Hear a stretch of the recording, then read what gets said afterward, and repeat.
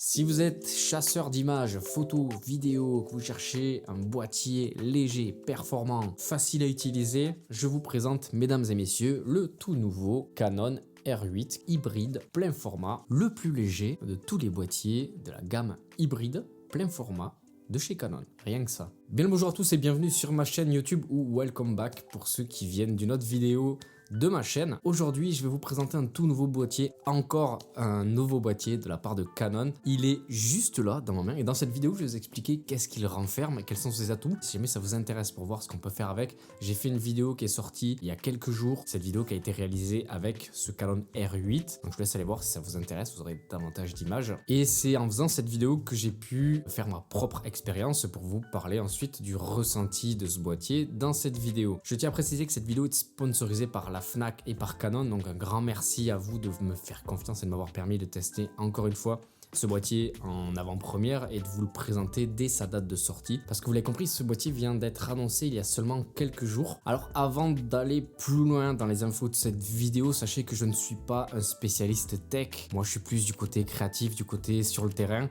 et malgré tout j'ai quand même une expérience avec les boîtiers. Et l'idée c'est de vous présenter déjà les images que j'ai pu faire avec et ensuite qu'est-ce qui m'a plu dans ce boîtier et qui pourrait vous intéresser à votre tour.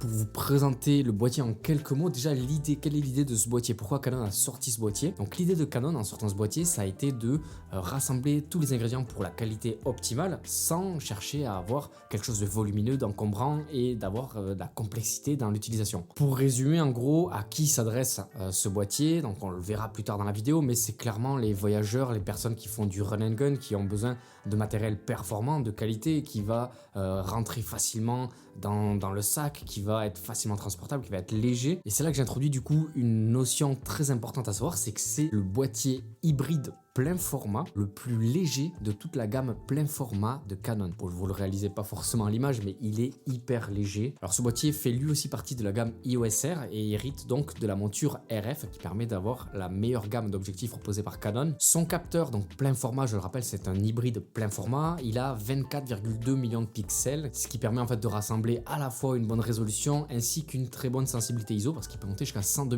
400 en ISO, ce qui est très bien pour faire face aux situations de basse lumière. Et il a bien entendu les caractéristiques vidéo pro. Donc vous allez retrouver le C-Log.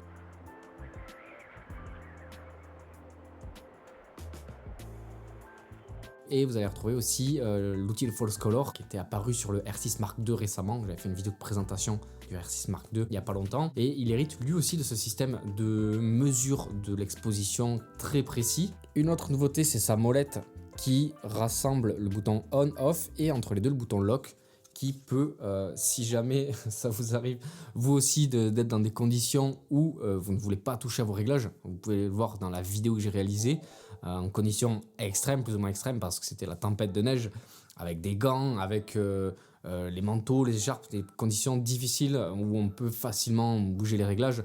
Et ce bouton lock, je suis pas sûr que le boîtier soit tropicalisé d'ailleurs, et peut-être que Canon a dû s'arracher les cheveux en voyant les conditions dans lesquelles j'ai emmené le boîtier, mais en tout cas sachez qu'il a très bien vécu et qu'il va très bien. Voilà, c'était une petite précision, mais en tout cas au moins cette molette, ce bouton lock va permettre de verrouiller les réglages et pour répondre aux besoins de voyage, d'aventure, de run and gun, etc. c'est vraiment cool. On retrouve comme sur le R6 Mark II le bouton passage rapide de la photo à la vidéo, donc le bouton hybride qui permet de switcher de la photo à la vidéo. Encore une fois, pour les créateurs de contenu hybrides qui font à la fois photo et vidéo, c'est vraiment cool, ça permet d'aller facilement de l'un à l'autre. Il a une rafale électronique de 40 images par seconde et un autofocus dual pixel très performant qui détecte lui aussi les nouveaux sujets comme les chevaux, les trains, les avions. Ça peut servir pour certaines situations et c'est même si ça sert pas, ça montre encore une fois ses compétences de détection de sujets dans la mise au point. Information importante, il n'y a pas de stabilisation intégrée au boîtier, mais vous pouvez tout de même utiliser la stabilisation optique qui va être performante, donc celle qui est intégrée dans les objectifs et qui vont permettre de faire du contenu à main levée facilement. Je rappelle que pour la vidéo que j'ai réalisée précédemment, donc à la neige, je n'ai utilisé aucun gimbal, aucun stabilisateur, j'ai tout fait à main levée, donc ce qui montre que la stabilisation est très bonne, ça suffit largement pour ne pas s'encombrer et avoir des plans qui seront stables. Vous retrouverez la 4K 60 images par seconde suréchantillonnée de la 6K et vous aurez aussi le Full HD à 180 images par seconde si jamais vous voulez des gros ralentis. Donc c'est la 4K en plein format, je précise, donc 4K 60p en plein format. Et une chose très cool aussi, c'est la possibilité d'avoir du pré-enregistrement de vidéo, c'est-à-dire on peut avoir un pré-enregistrement, donc ça s'active de 3 à 5 secondes, c'est-à-dire qu'au moment où vous allez appuyer sur le bouton REC, eh bien, il y aura eu un pré-enregistrement de 3 à 5 secondes avant. Et je sais que moi je suis souvent confronté à des situations où quand je vois mes rushs sur l'ordi, je dérush, je fais mes montages vidéo, et je vois un moment et je me dis putain c'est dommage, j'ai loupé, il me manque 1 ou 2 secondes avant.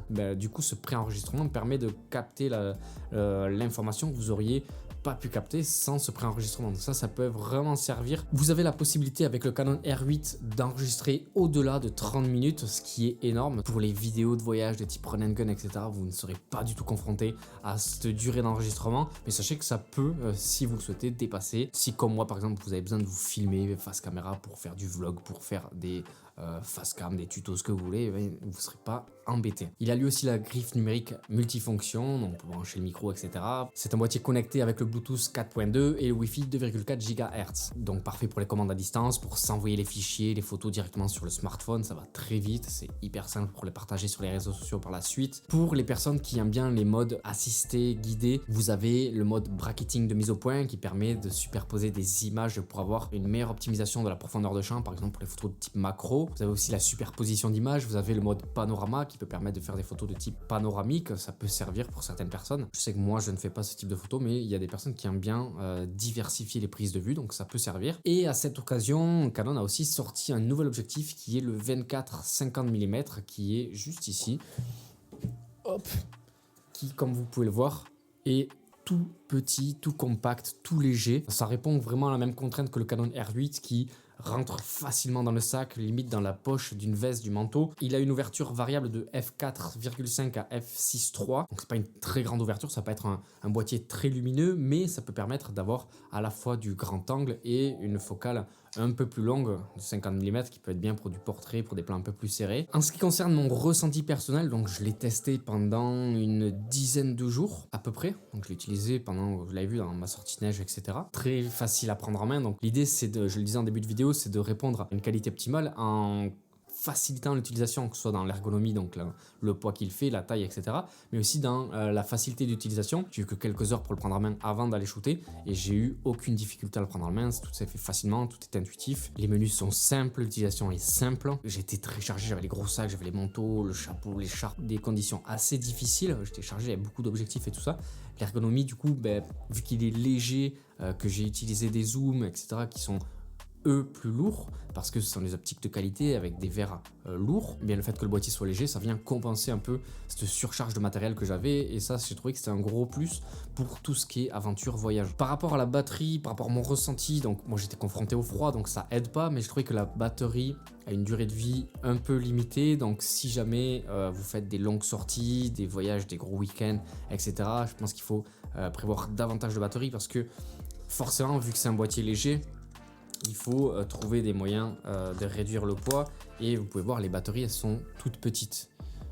Voilà, donc c'est vraiment pour moi le seul bémol sur lequel il faut faire attention. Il faut juste prévoir suffisamment de batteries, d'en avoir peut-être 2-3 pour être tranquille, et surtout avec le froid, on sait que le matériel n'aime pas le froid, ça décharge très vite les batteries. Donc par rapport au R6 Mark II que j'ai testé récemment, qui lui était incroyable niveau batterie, j'ai vu une différence par rapport à ça. Mais il faut savoir que le Canon R8, pour se lancer, pour faire le grand saut en fait dans la gamme hybride plein format, quand vous allez voir son prix, vous allez très vite comprendre que son rapport qualité-prix en tant que hybride plein format est assez impressionnant. Je pense que ce boîtier c'est vraiment le déclic pour les personnes qui ne sont pas encore en hybride plein format, qui hésitent à se lancer depuis quelques temps, qui sont un peu effrayés par les prix, par le côté complexe que ça peut représenter. Celui-ci il va répondre à ces attentes-là. Parce que son prix, du coup, c'est boîtier seul 1799 €. Et si jamais vous souhaitez le kit, donc c'est avec l'objectif que je vous ai présenté, donc le 24-50 mm, le kit complet, ça va être 1999 €. Donc pour un hybride plein format, vous pourrez regarder sur le marché, vous verrez que c'est un prix accessible. Donc si jamais vous attendiez un déclic, quelque chose qui va répondre à la fois à la qualité, qui va être facile à utiliser, à transporter et qui à la fois ne nécessite pas un trop gros investissement parce que vous avez envie de vous acheter des objectifs avec, etc.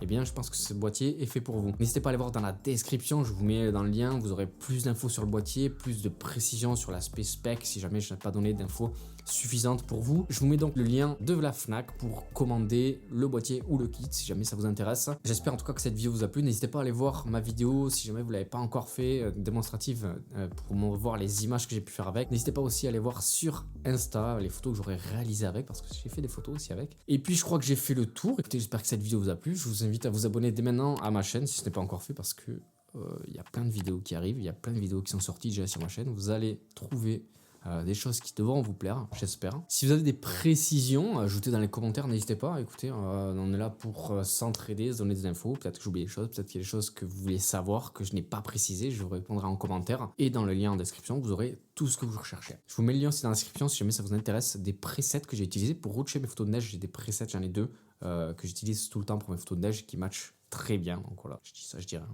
C'est pas tout, mais moi je vais vous quitter parce qu'il faut que je renvoie ça. J'espère que vous avez apprécié ce que j'ai fait avec. Vous me direz ça. Et on se donne rendez-vous dans une prochaine vidéo. Ciao, ciao! Vous soulignerez que j'ai mis tout le décor en scène par rapport aux couleurs Canon. C'est beau ça quand même. Regardez, je suis noir et rouge comme Canon. Et un peu de blanc. Ouais, ça fait longtemps que je n'ai pas pris le soleil. Qu'est-ce que vous voulez que je vous dise? Ils font pas encore des ordis qui permettent de bronzer. Allez, bon app!